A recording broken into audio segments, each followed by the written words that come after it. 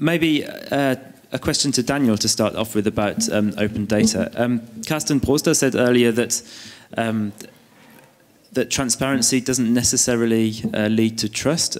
Is it an expression of mistrust in politicians and in workers of the local administration that you want to see everything that they're to have access to all this information and data, or do you see that differently? Is it? Yeah, it seems to be working cool. There is a lot of mistrust currently in the society. I think is something that nearly every politician needs to deal with. Transparency could create trust. Of course, it not leads to trust anyway. It just leads to trust if politicians are arguing why they are doing anything and not just doing it and they believe in us. We're doing the best for you. It isn't working, I think. So it is important that we give people the information to realize why politicians are deciding whatever to do. And this is the reason why I think it could create more trust in politics. Okay. Does maybe the same question to Nick? Well, civil servants are citizens and politicians are citizens too. If we trust civil servants to understand public information and we trust politicians to understand public information, then we'd be very wrong not to trust the public too. So if we're paying a public organisation money to collect information, why we don't share it with the public, I have no idea. It's ridiculous. The only thing, obviously, when we talk about open data, the only thing that's true is that clearly I don't want information about what operation I'm about to have published. I don't want private data published, but all other public information, if we trust civil servants and politicians with it, we can also trust ourselves with it. So it's, you know, the arguments around the public aren't up to dealing with this information is actually an argument to say we've maintained power by controlling information for 200 years. We don't want to lose that power. Okay. So if we're talking about trusting citizens to be able to interpret information, does that mean that we're not necessarily, or maybe just a question, so what sort of data is it that we're advocating putting out? Because on the one hand, there are data sets like, I don't know, where parking spaces are or where parking fines are more likely executed.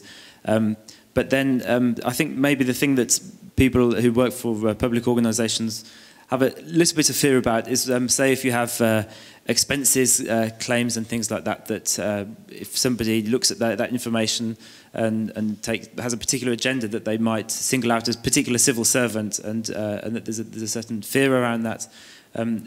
Is that something that you think doesn't exist, or am I misinterpreting what you're aiming for? Of course, there are special interest groups who are interested in even people who are interested in a special sort of information and focusing on any sort of, people are working in administrations. But there are on the one hand the people who are working in the administration, and there are people who are responsible for them working, and that are the politicians. And I think there are lots of examples where maybe people on a lower level of administration did something wrong, but in the end the politicians said, okay, I was responsible for it. That's, for example, we got an example about 2 months ago in the central district of Hamburg where the governor said, okay, I'm responsible for it, so I step back. So there are examples currently that this is happening. This is not something that will be really new. What will be new about is that there are, of course, a lot more data. But I don't expect that anyone will go out and say, hey, I have to blame you, for example, or whoever, because you are working for something and you are responsible for deciding something. I think if we really publish all this information, we will really at least look how decisions will be made in administration. And that, I think, will also give some of the people working in the administration a better position of arguing, because they can say, okay, hey, here you can see why I need to decide like that. I really often have it when I'm just thinking about a year ago. I was in the service office of Hamburg and just getting a new passport, and I was someone sitting next to me who was arguing with the administration worker and said, why are you doing that? And he said, I need to. I don't know why, but I need to. And these are situations where I think we can give up these situations if we maybe have some more information about all this stuff, and we can see whether we have a new situation where people have another point of view about the administration. Yeah, okay. Okay, maybe I'll take one question from the audience. Is this about the open data? Okay, but I'll come to you later then, and then if we've got a question about open data, then John, is yours about open data? Okay, just questions about open data to start off with. Okay, Hans. Hello, I'm Hans Hagedorn from Demos Gesellschaft für E-Partizipation. I'm really in favor of this idea of open data, but I wonder if there is really a sharp line between public data and private data. I do agree that we should try to protect too much openness of the private data. However, if you have an example like there's a small contractor and he has to publish the details of his contract with a public authority, then you indirectly have the information open about his private income. So where do you see this line? Do you see that open data actually overrules private data and we should go further on in this private area? Or where is this sharp line between open data and private data? Yeah. So should I just answer, or? Yeah, if you, okay. I prefer to just answer. There isn't. I'm with you. There isn't any sharp line where you can say, okay, this is open data and we have to use it, and this is privacy data. This is private data. We have to, of course, protect it. There isn't these sort of sharp lines. This is the reason why we said, okay, we have to protect all private data.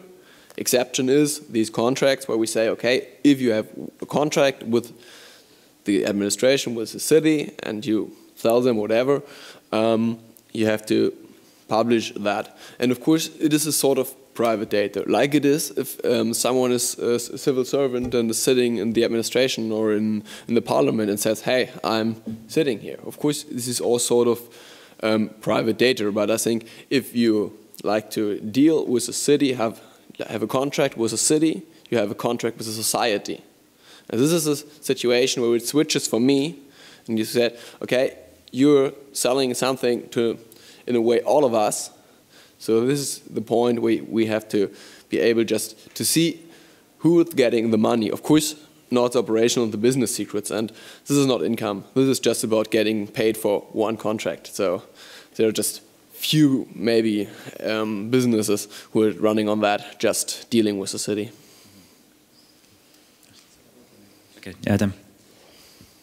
Hi, this is Ardam. I think the presentation of the data is as important as making it open, because people don't go there, and if some bloggers actually dive into this data and make some explanations, great, but I think Julian Assange was, for instance, complaining that he was explaining bloggers to figure out about WikiLeaks and or make some observations, but it didn't happen. So whose role should it be to make data not only open, but very easy to use and understand for, like you showed, I really love that the German budget, and that was used in other contexts I've seen. Whose role should that be? Should that be outsourced, or should that be a public function?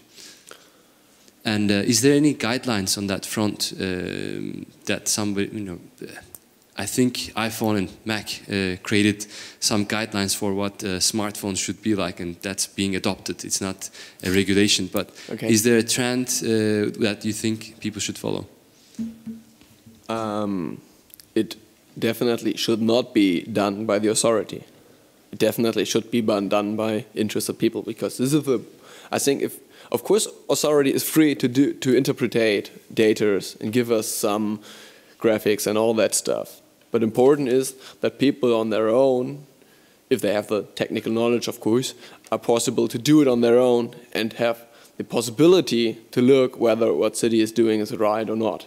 This is a situation what open data is about. So it is not authority, it should not be a company paid from the government or something like that. It should be the people who are interested in anything and say, hey, I'd like to watch what they are spending the money for, where streets are broken or whatever. You could use any example, or just people saying, okay, hey, I'd like to produce an app where playgrounds are in the city. Whatever, there are millions of examples, and this is for me a very important point, that we got the data and could interpret and use the data on our own, because I think we are all able to deal with them like civil servants are, like Nick says. Nick wanted to. I think the other thing to realise about opening up data is that it really does empower civil servants as well, because there's so much information inside your own local authority that you don't know is there and you can't get access to. Yeah. That means that you can't do your job very well. So I think that public servants and politicians and political parties should be just as enterprising with open data as development companies and organisations like mine. We can go and do things, bloggers can go and do things, but why shouldn't a particular group of people working in a public organisation think, we've now got access to information, we can now make an app that stops you treading in dog mess, so we're going to make it, because that solves a problem. So it's about putting everybody, giving everybody equal access. And you asked about rules. These aren't quite rules, but Tim Berners-Lee has, in terms of how government should publish data, has his 5 stars of how to publish open data, which basically says, if you've got data, you've got to put it on the web in any format whatsoever. And lots of people still put it on as a PDF, which is silly, but nevertheless. 2 stars is as a machine-readable data, which would be as a spreadsheet, basically. 3 stars would be in a non-proprietary format, which is a spreadsheet that isn't Excel. RDF standards and linked RDF are then getting into linked data stages, but linked data is the 5th star, and it's the ideal, so that that individual piece of spending has a specific, unique identity on the web.